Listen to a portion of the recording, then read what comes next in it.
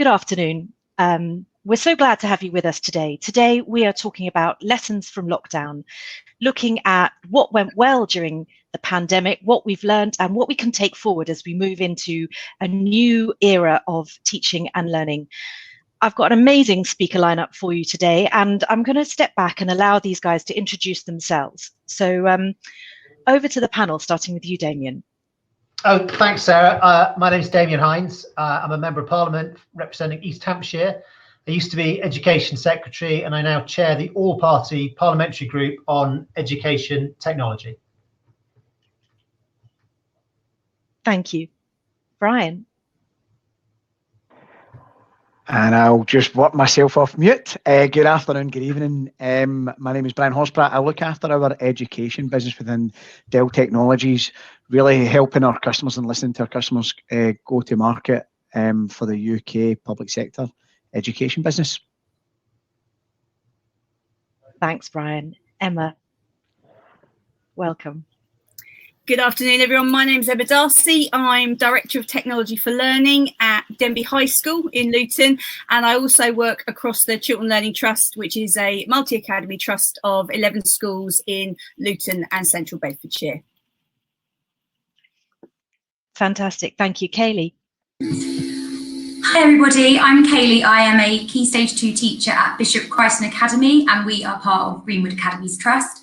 We're a Microsoft Showcase school, so lots of EdTech going on.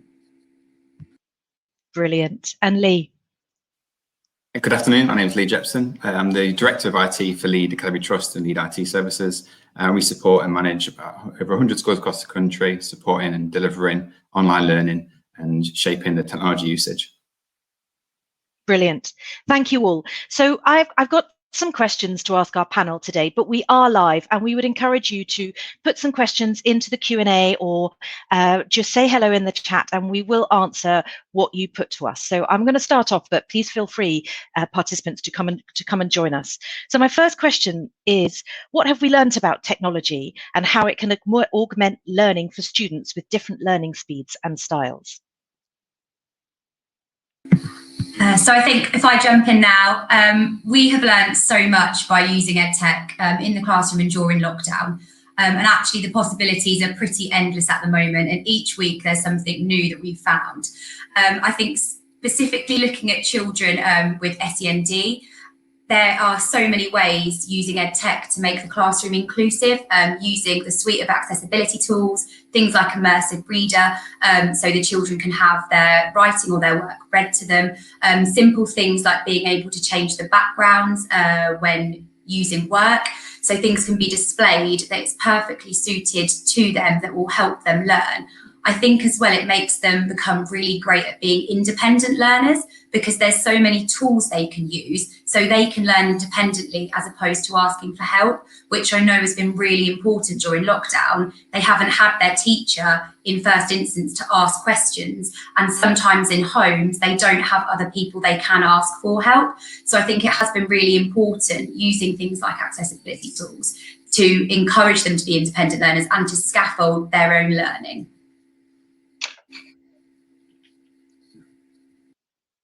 Thank you, Kaylee. Who would else like to join in?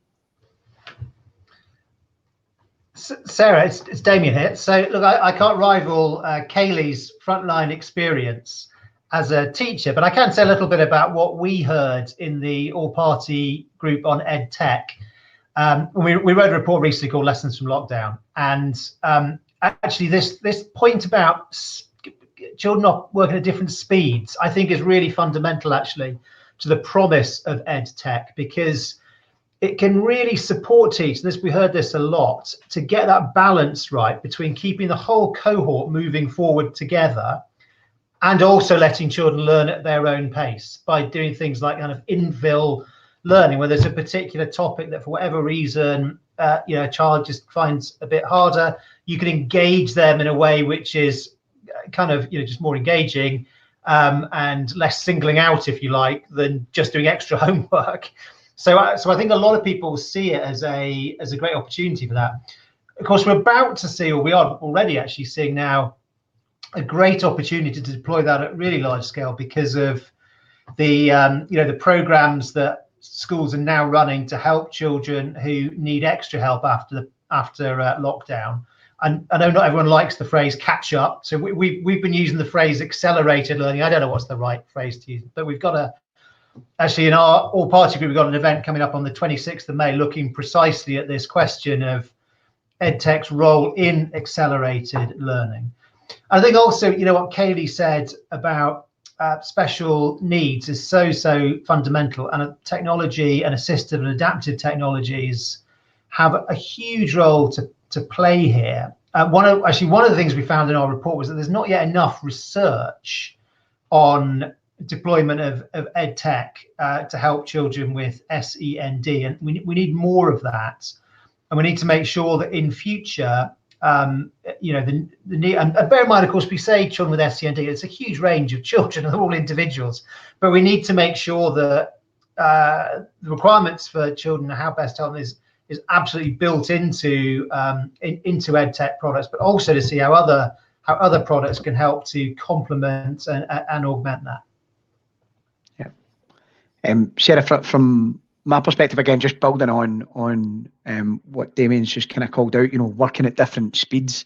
If you look at the speed of data and the rate of change of information of what we used to know to what we now know, and how that impacts education. I've seen a relatively interesting stat, you know, that everyone seems to think that Cleopatra, you know, was born in Egypt. Was born in Egypt, but actually now we understand that she's Greek. But if you look at 80% of the literature that's out there, it's not shown. So technology is helping embrace exactly the level of information that we once thought we knew was right, towards making sure that the speed of lessons can become much more accurate. And I think technology doesn't replace what's happening in the classroom.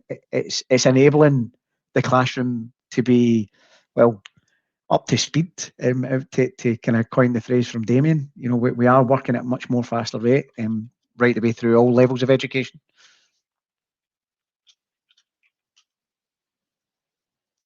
Thank you. Lee and Emma, how would you like to comment? I think some of the feedback we've seen from some of the schools that we support across the country, they do vary from a deaf school. In our local school we've got, it's a complete deaf school.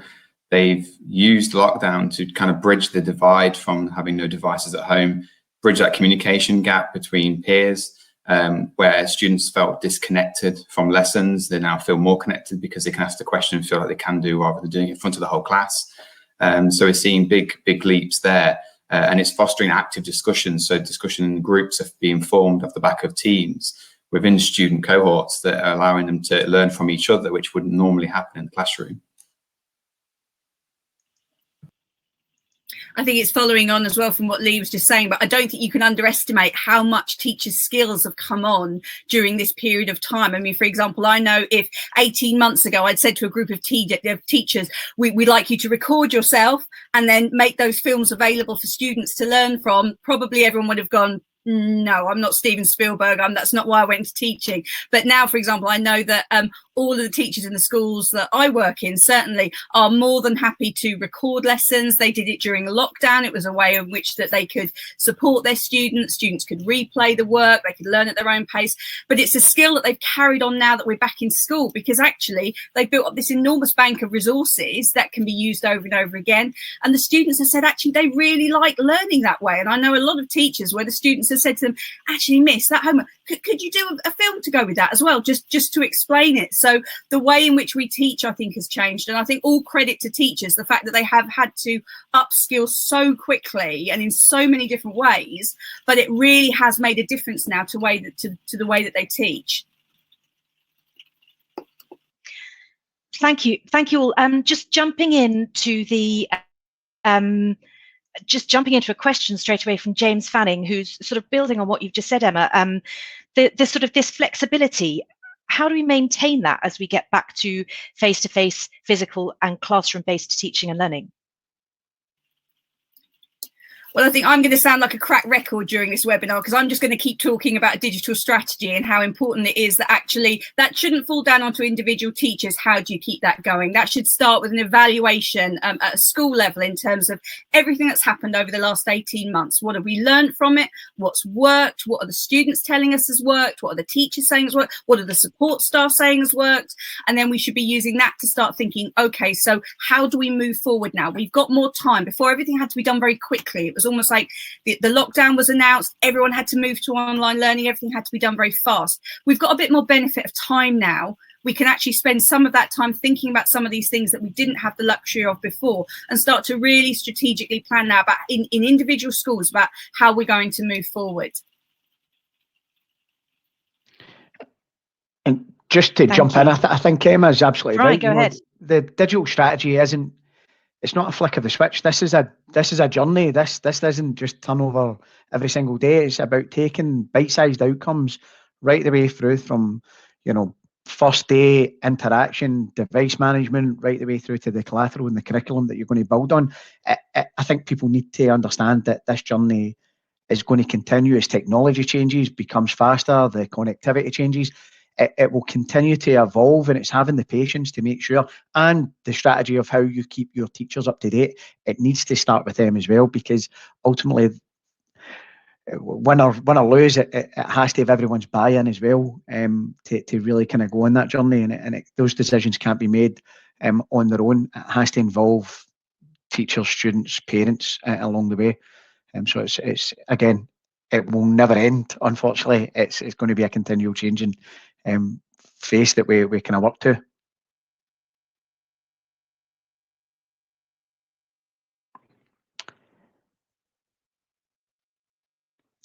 We've lost Sarah, I think, is where we've got there. We've blown her away with the answers. I can jump in there and with the next question that I know we were going to be asked, which is we worry about the digital divide, and certainly some children have fallen behind, but how can we use these technologies to get them back to where they should be? So who on the panel would like to start with that one? I can jump in from a tech point of view. So this the device allocations that were given to schools and during the lockdown has been really key to trying to bridge that divide across the country. And one thing in particular has been, since we've come back, is what do we do with those devices when we return? And a lot of schools have decided that the best thing to do is to leave them with the students at home and use them as a 1-to-1 device ratio to create that model. And that's allowed them to continue to use them at home to do some extended learning, help with towards homework where they've not had a device before, and also the dongles and the mobile broadband where there has been no internet access at home, to leave them at home to give them that access that they need that helps to bring them on further. So those little things, but have made a huge impact, I think, to those individuals one at a time by using the platforms such as Teams and Google to bring them forward. So that's some of the feedback we've had recently. I think as well, it's about maximising, exactly like Lee just said, maximising that learning time. And obviously, if children have the devices, by using things like Teams, you can do flipped learning. You can share little snippets of the next day's learning content to let them have a pre-read, pre-teach themselves, look at the vocabulary in almost in a way to get ahead. They can then continue after school if they've got access to Teams, if there's learning materials on there. So I think absolutely, like Lee said, it's about maximising the learning time. And if they have the devices, they can do it independently. They don't have to have the teacher there. So I think that's really, really crucial. Kayla, can I build up on that question? It's a question that's came in from Anne, who's basically kind of talked about getting up to speed with new technology from a teacher perspective, and actually the time it takes to go again from maybe ground zero up.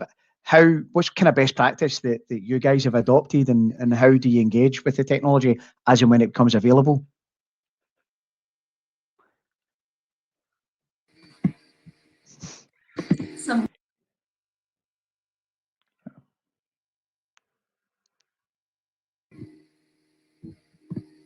Someone's muted me in the background. I think it was very much starting with an open mind about it and just having a go and exploring. As a staff team, we all were able to explore the areas we were interested in. There is so much out there to do with EdTech. The idea was you go and get engaged in what really excites you, which is what we did. and we almost then had mini experts in different areas across our academy. So I was very much interested in how I could use OneNote to raise attainment. We had staff members that really looked into Minecraft education, or they looked into forms or sways or things like that. So I straight away looked into OneNote, and I just had to play with it. I used it in the classroom, and my practice on day one is absolutely nothing like it is now, because it's just evolved through what we need. We very much used the Microsoft Education community in the centre there, and used all of their training materials. They were really brilliant because they gave you the theory and you would read through them and you get your points. So you had an idea of what you were looking for and what the possibilities were, but really it was having a go, trialling it, explaining to the kids that we were exploring as well, and then figuring out what worked for us as an academy and what worked for our children as learners. So I definitely think I saw a question about teacher training. There is definitely an element of teachers do need the support in upskilling and training, but it's very much when you're using it every day so quickly. I mean, and over lockdown has shown that, hasn't it? So quickly when you're using it, if teachers put their minds to it, we can all do it.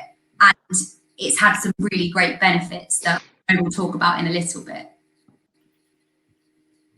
I think going forward as well, you have to maybe think about CPD in a slightly different way. So whereas before we were all probably used to very sort of traditional CPD events or CPD days, everyone's got really used now to accessing training online. And I think that if you're in a school that hasn't before built Technology for Learning CPD into your program for the forthcoming year, then you should do that. You know, whether it's a 10-minute session in department meetings, whether it's something that happens on, whether you call it an inset day or a professional development day, but actually start planning for the future and saying, how are we going to work that in? And obviously it doesn't always have to be a trainer standing up in front of everyone presenting something on a board. You know, as Kaylee said, you can do the online training. You can get your sort of, you know, your best teachers to produce the films that can then be shared with other teachers. You can share across different schools. So it's changing our mindset a bit towards CPD as well. But planning now for the forthcoming year, I think, is really, really important. Sorry, Damian, I jumped in there. No, not at all. I was just going to say, look, on this digital divide, I mean, clearly we were all struck by the effect of the digital divide on the unevenness of, you know, opportunity for kids, particularly in the first part of lockdown. And this has to be an enduring positive legacy of this time, that a commitment to bridging that gap. I think it's also, though, always important to step back and think about what the kind of whole picture is, because it's not all about the availability of hardware devices. And, you know, an awful lot of money has been spent over the last year on buying new hardware devices. There are hundreds of thousands more in children's homes now than there were, and there were already 2.9 million tablets and PC and laptop computers in schools that could be distributed to homes. So I think it's obviously very important that supplementary purchase was done, and we have to keep an eye on more than keep an eye. We have to be absolutely committed to making sure that there is that equality of opportunity. But just having a laptop computer or a tablet in your home is not the whole story. And quite often when we talk about the digital divide, actually it replicates in many cases an existing divide. And it's also about home environment and support and all those kinds of things as well. And I think in many ways, although in the remote period of remote education period of lockdown, obviously those challenges have been different. Once we're back to kind of normal, many of the challenges with uptake of technology and so on will be similar to the challenges that Emma and Lee and Kaylee deal with, you know, all the time, about, you know, increasing family engagement and making sure that all kids are able to access the curriculum and opportunities equally.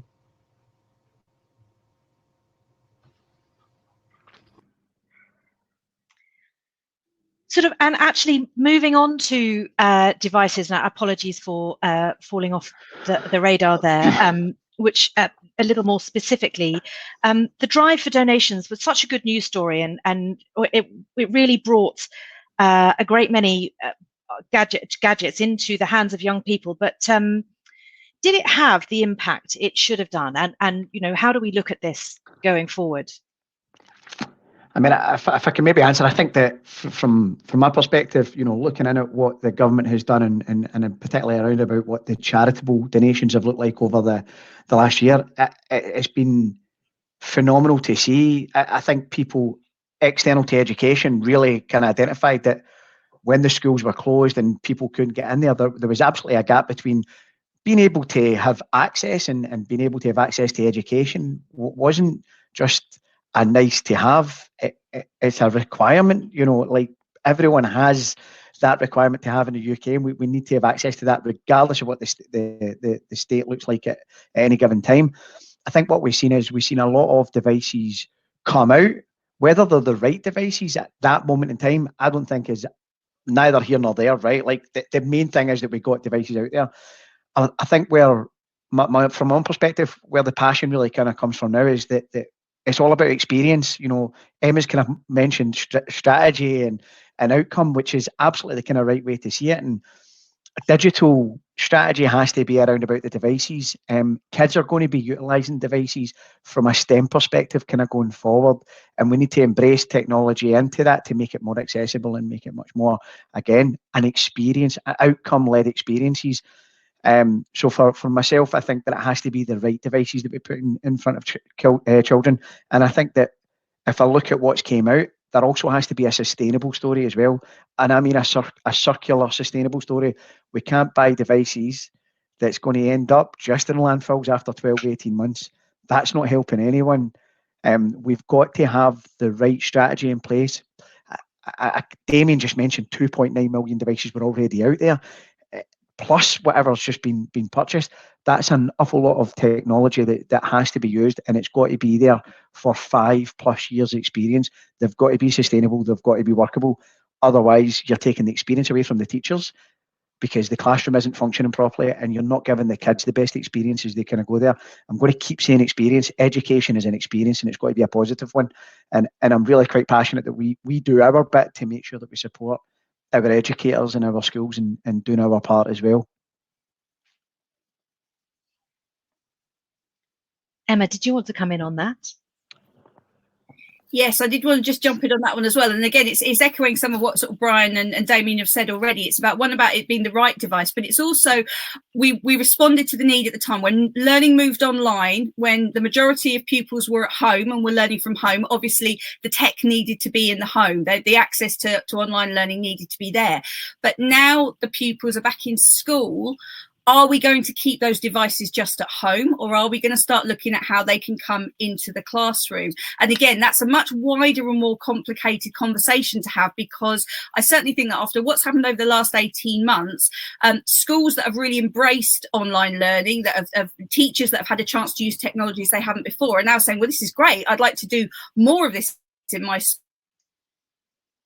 school, but our Wi-Fi isn't good enough, or we have a set of devices but you have to book them out and they're always in the geography department or something like that. So it's almost this saying, then looking at, okay, so that it's addressing one aspect of the problem, the access at home. It doesn't address the problem about if multiple users in the home need to use that device at the same time, and that's something else we need to bear in mind. But then it is this question going forward of, does that tech just stay in the home now? Because if it does, it's just going to be used for homework. Or do we start looking at strategies where that technology comes into the classroom? And one of the things I found really interesting from the APPG report was where it said that pupils felt that they made more progress when they were completing their work digitally than when they were writing on paper. Now, that's not necessarily how we would have learned. That's not necessarily how we would have felt that sense of progress. But if you've got young people who feel that actually having the opportunity to work that way engages them more, makes them feel that they're progressing more with that work, isn't that something else that we should really be looking at and taking very seriously in terms of what our classrooms look like now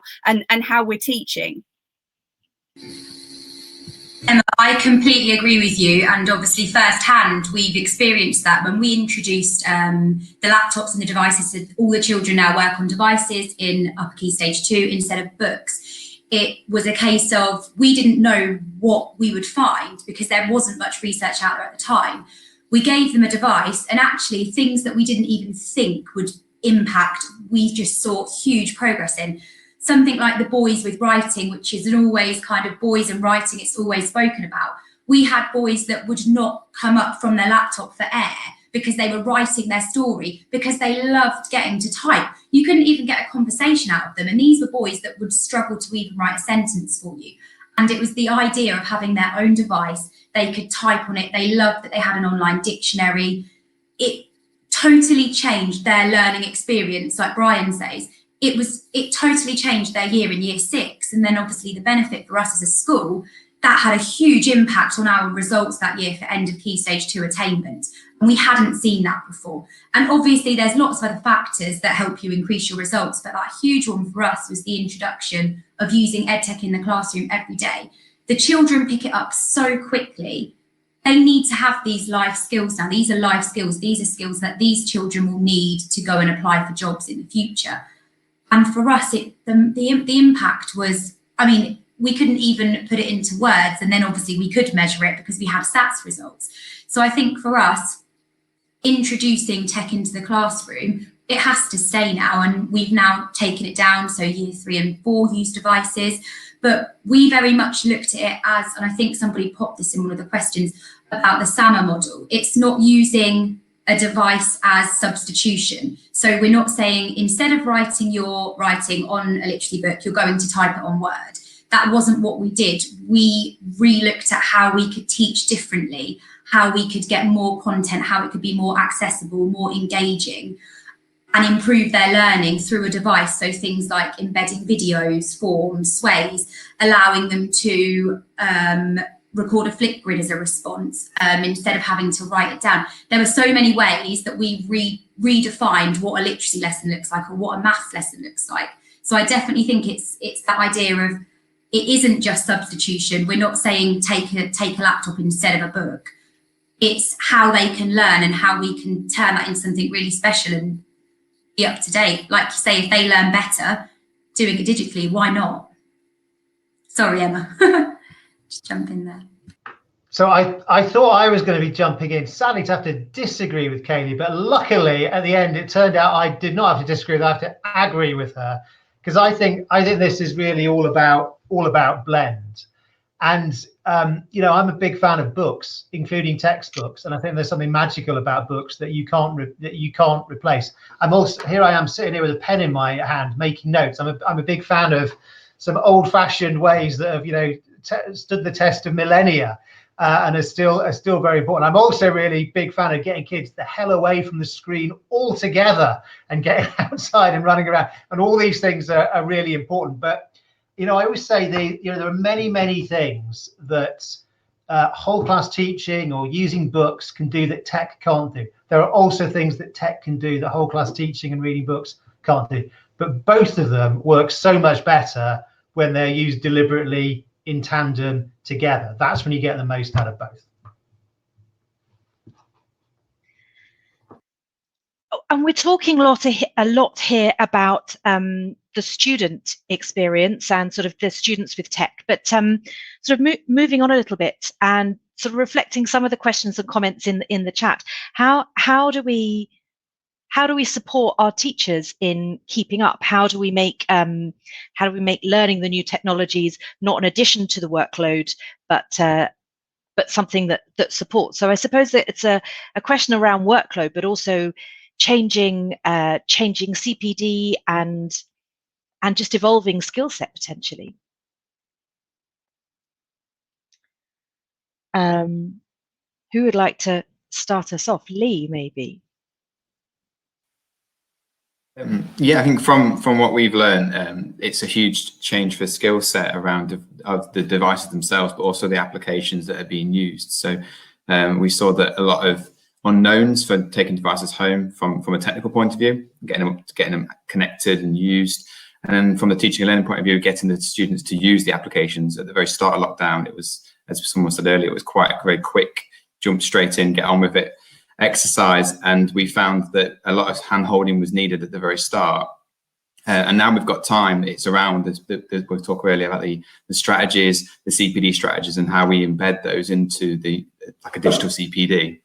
Where we can bring teachers more into the technologies and supporting them through the use, and everyone learns at own different paces. So the online learning options, which we've seen from the Microsoft side and the Google side, is really important because it lets you learn at your own pace and shows you how you can embed those into different lessons and different subject areas, and it supports the teachers more. But we still need to try and find ways of giving them more time to do that, because at the start of lockdown, there wasn't any time. It was very knee-jerk reaction, and it was a lot of pressure. to start off with. But as we move forward into now, we can create those strategies that how we're going to use the devices, how we're going to use these applications, and which ones are the best fit for our schools. Thank you. I think as well. No, I'm just, again, this isn't so much about technology, hardware, and infrastructure. This is much more around, you know, the journey that's going to continue, and how we and I don't have an answer, but how do we support our teachers and making sure that the curriculum is for the students of tomorrow as well. And one of the big things we're seeing, not just in America, but even in the UK, you know, we're seeing esports and how esports is actually utilised. You know, Kelly mentioned Minecraft earlier on, about how that's now coming into the classroom, and the reason why it pulls the students in is because it's real. It's something they can relate to. It's information based. They can actually tie it back in, and where we're seeing esports come into the UK is people are actually seeing careers coming out the back of it, but we're also seeing a curriculum based way of actually having examples, nutrition, science, you know, team inclusion. We mentioned inclusion earlier on. Not everyone has got the ability to go out and have team sports. You know, so technology in the classroom can also embrace all of that and kind of round it up. Again, just an interesting stat, but someone shared with me just recently, you know, that there is almost 2,000 professional rugby players in the UK as of today. But now we've got 3,000 professional esports in the UK. So from a career perspective, people are seeing careers and opportunities that we've not seen before. And technology is absolutely kind of embracing that, but equally it's making the curriculum functional on a day-to-day basis. And again, how do we ensure that there is a platform that everyone from a teacher perspective gets up to speed with that? And again, I don't have the answer to that. But it's unique and it's fun and it's exciting because it's changing consistently, and it's something I think that as we've come out of COVID, we're probably in a better place to move forward rather than go backwards. So it's just about how we embrace it.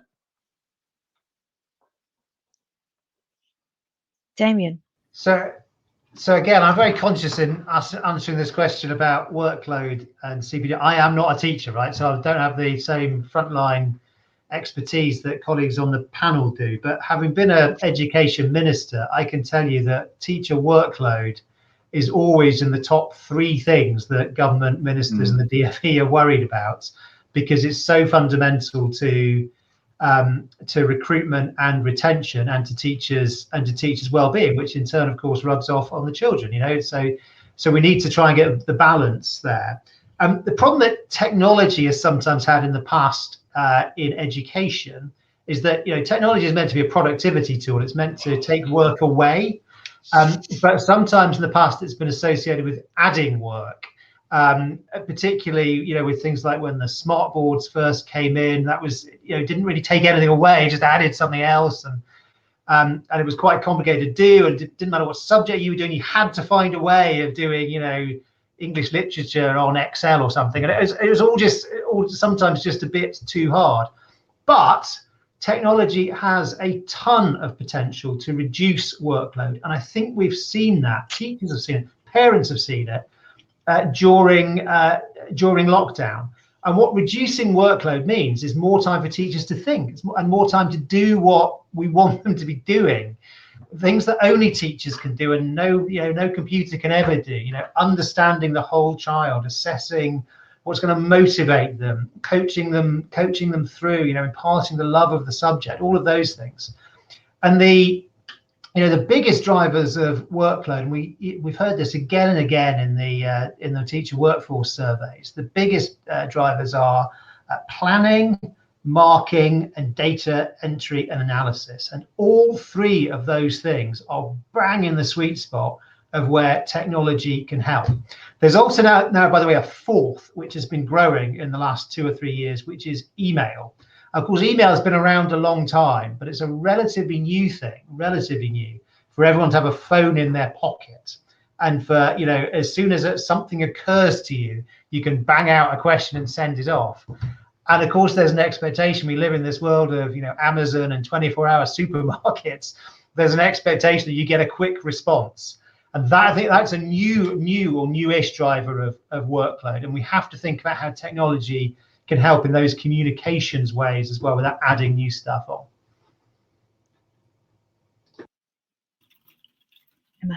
Yeah, if I can just add something in there about workload, and I think it's Damian used the term blended learning earlier, and that is really, really true, because that is where I think you get teachers on board, is with some quick wins, is with some things that actually make a difference. When we talk about things like email, for example, you know, we have a policy across our trust: you are not allowed to send an email after a certain time and before a certain time. So a quick win for everyone is showing everyone how to use schedule send on their email, so that emails only go out at a certain time. Really simple one, takes seconds to learn, but then it's something that everyone can use. And I think then in terms of in the classroom and the quick wins, it's looking at how the technology supports and enhances the normal day-to-day work of the teacher. And as we were saying, you know, things like marking take up a huge amount of time. So teachers being able to do things like audio marking and leave vocal feedback on work, that is a huge time saver. You know, being able to use things like rubrics that are built into marking on digital documents, again, gives the pupils really fantastic feedback, but saves the teacher a huge amount of time. And a really good example that I know of from one of the schools that I work in, from Denby, is the example of an art teacher, for example. Very hands-on subject, still wanting to teach art in a traditional way. But sometimes the hard thing is evidencing how a piece of work has moved on week after week as the child takes it home. So this teacher's introduced digital portfolios. So the pupils will still work on a canvas or on a piece of work, but what they'll do each week is they'll photograph that piece of work and they'll upload it to their digital portfolio, and she will mark that digital portfolio. So the pupils are still learning all those traditional art skills that they need to have, that are absolutely fundamental, which is why they took art as a subject in the first place. But she's able to minimize her workload by marking in a very different way, and also demonstrating that progress over time, how that piece of work has actually improved over time, which she wouldn't be able to do in a traditional way, when there's the blank canvas at the start of the project and there's the completed piece of work at the end. So a lot of the time, I think it is really thinking of, when it's this idea about not replacing with tech, what can we do better by using tech? And I think we only find that out by talking to teachers and by talking to pupils. Yeah, I totally agree, Emma. I think what we found is there are some things that tech is absolutely brilliant for. There are other things that work on paper, there is no need to change. Unless it's purposeful, there's no point obviously making the change to do it. Just coming from the perspective of a teacher on the front line and, you know, doing that classroom stuff every day, one of the biggest things we found is that by doing everything digitally, we have eradicated so many low value tasks. So any teacher will tell you that if you're preparing a lesson for 30 students, you've got maths literacy, a reading lesson, you might have a science lesson, you need success step slips, you need resources, they need to be printed, they need to be sliced, they need to be stuck in, all of those things we don't now have. We're still using similar resources, but it's very easy to share them on their digital OneNotes, their OneNote workbooks, rather than having to then print them out. If something needs adapting in the middle of a lesson, I can share that out without having to send someone to the printer. If you're without a sheet because, you know, one hasn't printed, or you're one missing, or actually a child, you've prepared this many for this group, but actually that child's done really, really well, and you want to move them up to the next level of challenge, I can do that because it's so flexible, it's so quick. So for us, what we found from the teacher perspective, obviously we had great impact for the children, but from a totally selfish teacher perspective, I was saving hours on resourcing, and it meant that then my time could be spent at much higher value tasks, for example, feeding back one-to-one for writing, or spending more time on planning and assessing, as opposed to doing low value, low level kind of photocopying, slicing, sticking, all things like that. So for us, we've experienced a massive reduction in workload. That's fantastic. Lee, what have been your experiences here? More on the equipment side of it in most, where we've had to get specialist equipment. Sorry, Lee, we're just going to struggling with your sound there for a moment. I might just come back to you if that's okay. Oh, actually, we'll just come back to you in a moment. Sorry, we'll just get someone to check that out with you. Thank you. I'm just going to move on, actually, what I'd like to do, got a lot of questions coming through about assessment, and without wishing to certainly not sort of discuss anything that's going on at sort of national level about assessment, just sort of to bring everything together, how do we change our assessment, or how should we be changing our assessment to embrace digital, to make it more accessible for our SEND students, and also to think about how we avoid some of the challenges of plagiarism and a number of those issues. So it would be great to hear your thoughts and experiences on assessment and your ideas. We didn't discuss this one before, but it's certainly one that's big in the group. Emma. Do you mean assessment in a school, Sarah, or do you mean assessment at a national level? I think we should talk assessment within a school environment. Okay, well, I can give some examples of how we do assessment and how it's changed now. For one of the things, we've moved all of the sort of the monitoring and tracking documents online, so they're now all digital documents. So instead, we're trying to minimise the number of places where teachers have to input the information. It goes onto one live document and everyone can see tracking over a period of time. And we use that for things like our assertive mentoring programme, where this year we've been supporting our Year 11 pupils, and we also use it for the general tracking as well. In terms of assessment, that's where things like Google Classroom have been incredibly powerful for us. Now, Kaylee obviously can talk about things very much from the Microsoft side. I'm talking about things from the Google side. They do very similar things. But we have things like, for example, a teacher can set a questionnaire on Google Forms. They can assign it to all the classes that they teach. If it is a self-marking one, then all of those answers, the grades will be calculated. They will go into a shared spreadsheet. The teacher can see immediately how that's been done. That's become very powerful lately, where teachers can now record audio into those forms as well. So they can do things like vocab tests by recording the audio into the form, and then the pupils can actually type in the answer from that. And I mentioned already as well that we use things like rubrics, which again mean that we're able to do very, very detailed marking. So for example, if you've got a 12-mark question, you're doing an exam style question, then you will actually, the pupils will submit that digitally on a Google Doc, which has built-in anti-plagiarism. It will flag up if there's any plagiarism within that document. It means the teacher can give audio feedback on that document. They can give a private comment to the students. They can comment to the entire class. And again, they can mark against that 12-mark question using a rubric and give the pupils very, very detailed feedback as to the areas where they need to improve. And that, I think, hits all of the, Damian mentioned sweet spots. I think it hits a lot of them in one go. It minimises teacher workload. It means that pupils get extremely high quality feedback on their assessments. It means that you're able to have an overview of performance and progress across an area, because again, you can have multiple teachers shared in on different classes. You can have leadership team being able to see all the classes and what's taking place, and it really does give you that depth of detail about what is happening right across the school. And again, I mean, even with things like assessment nationally, we've been working with Pearson on some of the early sort of work around obviously potentially moving some exams online. So again, it's just getting pupils familiar with working in a particular way, because we're very used to writing, and obviously we still make sure that the pupils know how to write, but more and more we're seeing submissions of work happening digitally. So again, we're kind of at that crossover period in time, I think. Thank you, Brian.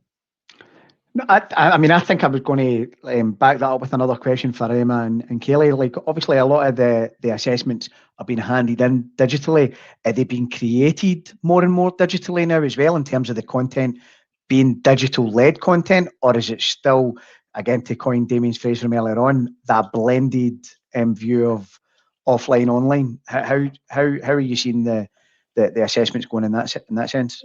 It's a mixture of both, and it often depends whether it's in primary or secondary. So for example, because I work in a secondary school, but I also work across a range of other schools.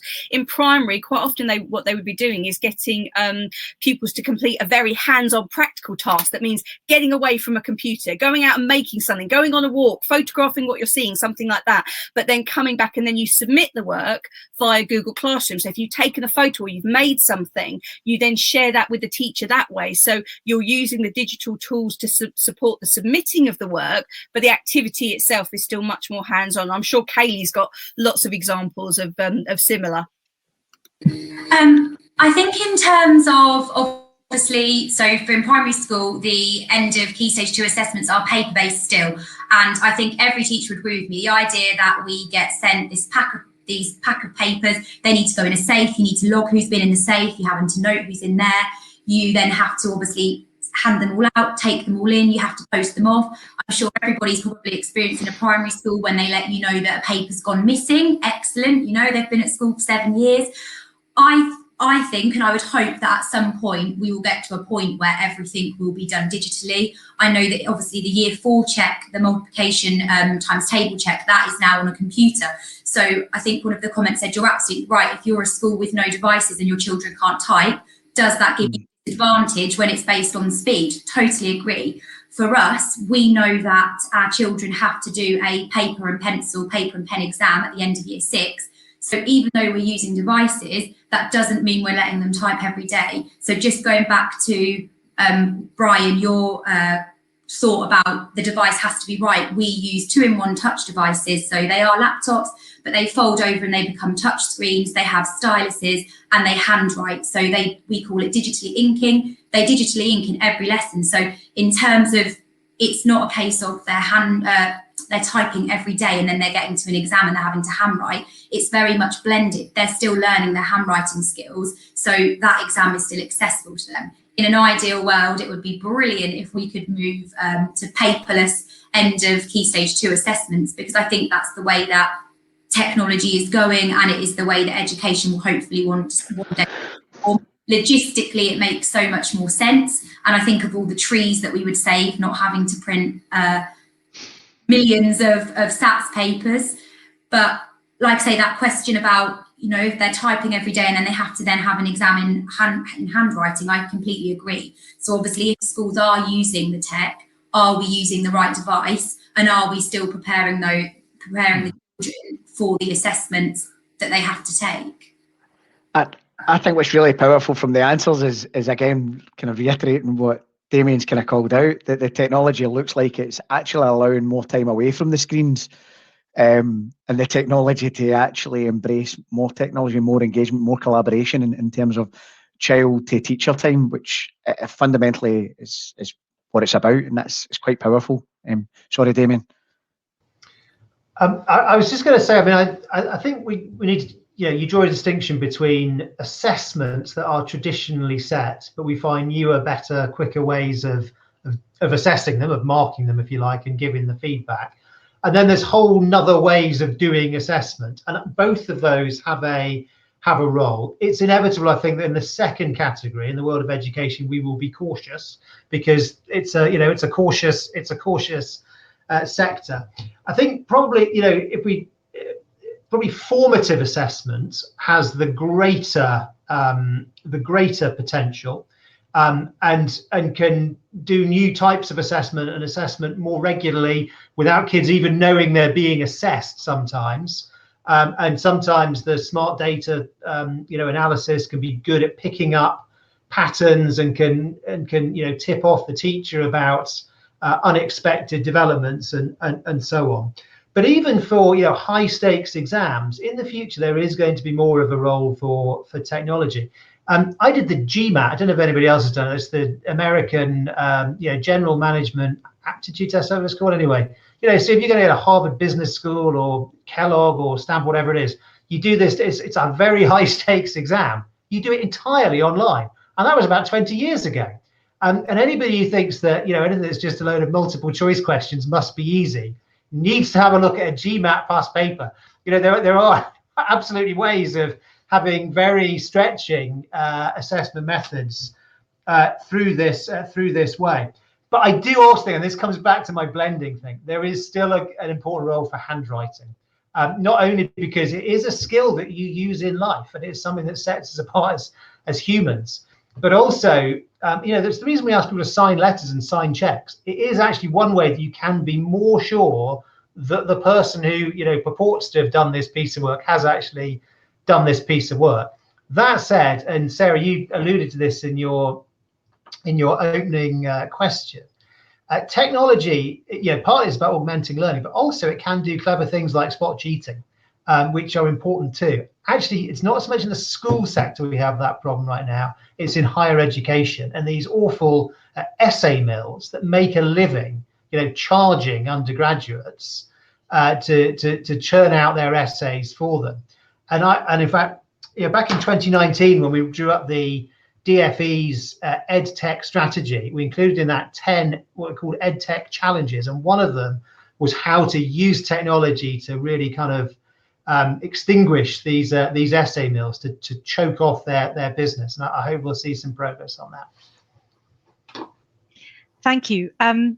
So I've been reprimanded in the chat for mentioning assessment and SATs because everyone is hoping that the government and the DFE have forgotten about them. So I apologise to everybody for that. But just moving us on slightly, I'd love to ask a quick question about parental engagement and sort of digital and parental engagement. We've touched on parents' evenings a little bit, but where's the real win for parents? You can hear me now.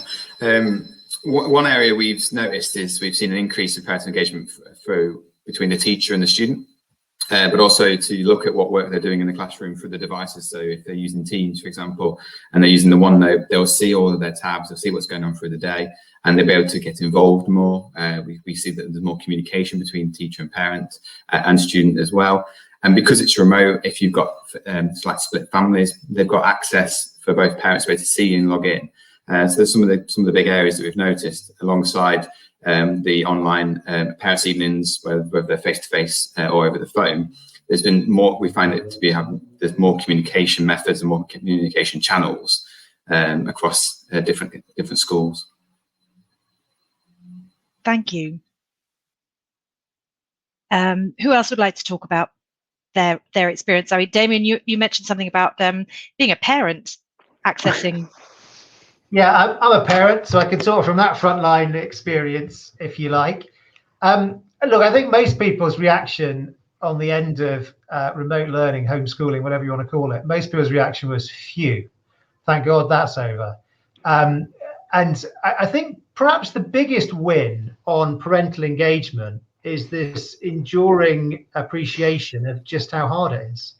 Teachers are held in very, very high esteem, rightly, across our country. Sometimes teachers don't always know how high esteem they are held in. But I think it's the most amazing profession, and teachers do what the rest of us cannot do: stand up in front of 28 kids and inspire them. And whenever I speak to others, they concur with that. But I think in this time, over this last year, we've all realised even more. I've been trying to do primary school maths with my children, towards the upper end of primary school, and it's hard. I'm at the limit. I'm at the limit of what I can do because it's so long since I was doing it myself. And I think that appreciation, I hope will stand everybody in good stead. I think there's also more appreciation, actually, as we're talking about EdTech, of what technology can do and how it can help to support kids learning. One way, by the way, we haven't talked about today, and often doesn't get talked about, is extracurricular stuff. So this time has opened up a whole new channel of how you can, if you've got as a child, a minority interest that maybe isn't catered for at your school or in your area, you may well be able to find somebody somewhere in Britain, or indeed another country sometimes, who can help you develop, and that can be great for your development too. I was just going to really quickly jump in there, Damian, just to finish off with parental engagement. I think as well, obviously the benefit, Lee touched on the fact that using online platforms means that parents are able to access and be more aware of what their children are doing every single day, rather than that twice a year at parents' evening, have a look through their books. But then obviously on the flip side of that, what we found during the remote learning period is that it was also a way that we as teachers could share materials and almost CPD for parents. So we had our reception teacher, our early years teacher, she would deliver phonics sessions, but then also was then modelling how to pronounce the sounds and delivering phonics, so they could then support their children at home. So I think obviously that parental engagement is absolutely massive, not only for them to see what their children are doing, but then also it acts as a scaffold for them to be able to support their own children. So if we're going back to how we're you know, not using the phrase catching up, but they're then getting extra support because their parents now are obviously much better if they have watched and they've looked at the models in what we've been delivering. So I think that is a really important benefit of using the tech. Kaylee, honestly, I can't tell you how many times my son has come home with a bit of paper that's been squidged up and I can't read it, I don't understand it. He's freaking out because he doesn't know what he's to do for the next day. Now, like the videos, the actual content relation that we've got with his teacher is just phenomenal. We can sit down and watch it once, twice, and actually understand what the ask is. And everything's a little bit calmer. It really is. The collaboration and the communication is so much sweeter than what it's ever been. And again, not just through the technology, but through the engagement of the technology has just been something else. And that's not just stopped, thankfully, as the schools have went back. That actual communication's now continued. So it stops the duplication of work as well from a teacher's perspective, which is helping parents not ask continuous questions like we've probably heard already. So from my perspective, unbelievable from a parent perspective. Thank you. We're running low on time. Everything that we've talked about comes back to digital strategy. And with the advances made in tech adoption across all settings, schools need to retrofit their strategy to fill in gaps and plan for the future. So I suppose a comment from each of you guys, where should they start? What's your advice? Well, I think if you actually have a look at the APPG report, one of the things it says in there that the really effective digital strategies are where the school's educational leadership own them and believe in them, and where they are founded on solid pedagogical principles, not on what equipment should we have in our school. And I think it's a really good time for schools at the moment. They're starting to plan their school improvement plans for September. It is a really good time to start thinking, right, how are we going to incorporate this into teaching and learning going forward? You know, I was with a head teacher today who said, I've never referenced tech for learning in my SIP before. I will be for September, because now with everything that we've learned over the last year, it's going to be absolutely imperative. And I think a good starting point is put it on your school improvement plan. If you don't make it a school improvement priority, if as a head teacher or as a member of the leadership team, you don't say this is important to us as a school, why on earth should your staff think it's important? Why on earth should they take it on board?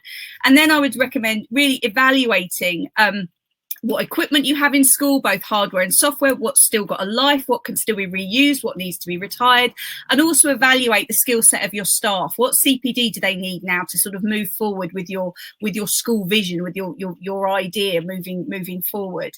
And then most importantly as well, speak to your students. Find out what your students have to say about the last year, what they would like to see in the classroom. How, you know, you might not agree with all of it. You need to make sure that there's this blended approach, but very much start with an evaluation and take the time you've got now that we didn't have before to really start to plan what a strategy should look like going forward. But most importantly with this.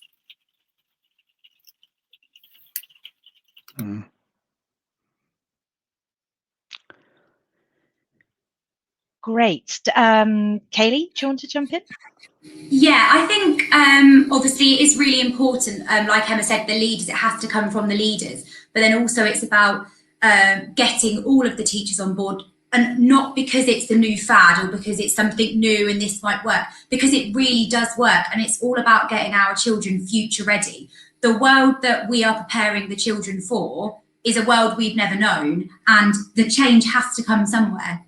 Starting in the classroom, that is the first place for it to start.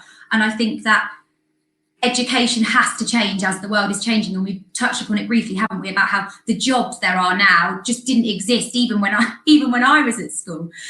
So I think it is really important. I think we just need to embrace the change. I think we need to explore it ourselves, and I think we really need to see the benefits.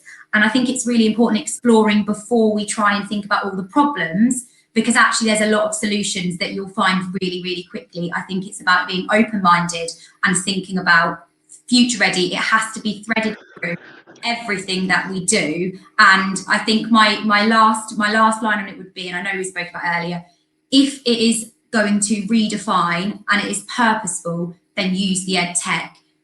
If it works on paper and there's no need to change it, don't bother. It's not substitution, it's redefinition. My final word. Thank you, Sarah. I think you're absolutely right, Kelly. It's about being future ready, and technology really is redefining technology and learning in technology. And I think that we've got to, and again, to pick on Emma's point, it's got to be an outcomes first approach. This is a long-term investment that you're making. It's not fad. It's got to be succinct. It's got to be inclusive, and it's got to be, again, really bought in from the SMT through to the teachers and students. It's really important. Otherwise, it's just not going to work. Damian.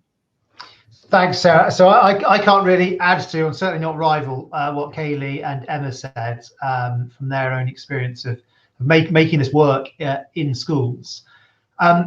But I did want to add something else. By the way, I should say, Emma mentioned again our all-party parliamentary group report. That I think that there's a PDF summary of it for anybody who's attached to somehow on this brilliant webinar system that we have. But I was going to say, it's not only down to schools. I think this is a really, really important point. It's also up to the industry. So, you know, app developers need to really be thinking, right, we're in a new phase now. We've just had this enormous acceleration of people's exposure to EdTech and what it can do. What are we all now doing to make sure that our products and the way we develop them is absolutely supporting the educational goals of Emma and Kaylee and the 450,000 of their colleagues up and down the country? Because that's at the end of it what really matters. Thanks. Lee. One of the things and the common theme that we've had throughout this discussion is around strategy, and some of the key areas that when we pick out and go through these transformational changes in the classroom is the strategy for devices and infrastructure to support it, the strategy for teaching and learning and how it's going to embed, and the strategy for CPD, which seems to be a common theme as well, of how we're going to train the teachers and also the techs that support it on a daily basis, so how it's embedded in the classroom and support it so it's reliable and effective, and it also is going to make an impact throughout the years that the students are in these schools, and when they move up to secondary, it needs to flow with them, I think. So that's some of the key areas that I think that I would like to share with that. That's fantastic. Thank you. And that's it. I would just like to thank everybody for a really fantastically engaging chat. Lots of questions. I hope we've answered at least some of them.